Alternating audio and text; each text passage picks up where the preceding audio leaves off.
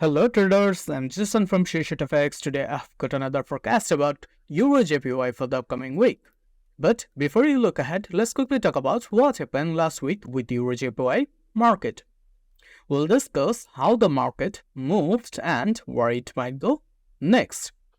We'll discuss how the market moved from bullish to bearish last week. So if you look at hourly market structure of EURJPY, we can clearly see that market is clearly bullish on hourly time frame. Until this point, market was clearly bullish, but after taking out this swing high, market swept this high and internally market shifted bearish and internally it continued its bearish momentum until it mitigated this 4-hour demand zone. If we hide our drawings and go to 4-hour time frame, what can we see?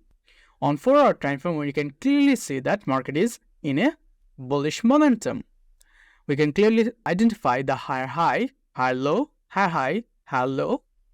This higher high, higher low, market failed to create another high and create another low. So there is a potential that market took out this low as a liquidity point and mitigated this 4-hour demand zone and currently reacting from it.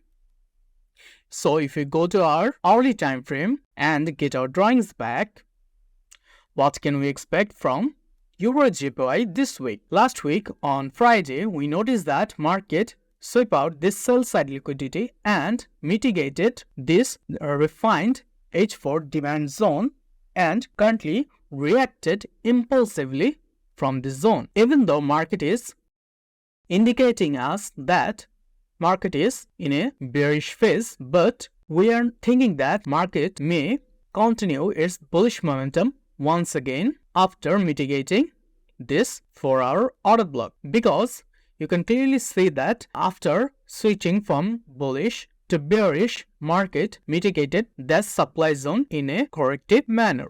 But if market were to continue bearish, market has to be in a corrective manner to mitigate this supply zone to continue even lower. But you can clearly identify this movement is very impulsive. So until we notice some form of liquidity built up around this point, we are thinking that this point might not hold for a long time and market may react from this unmitigated supply zone and continue its high time frame bullish momentum once again.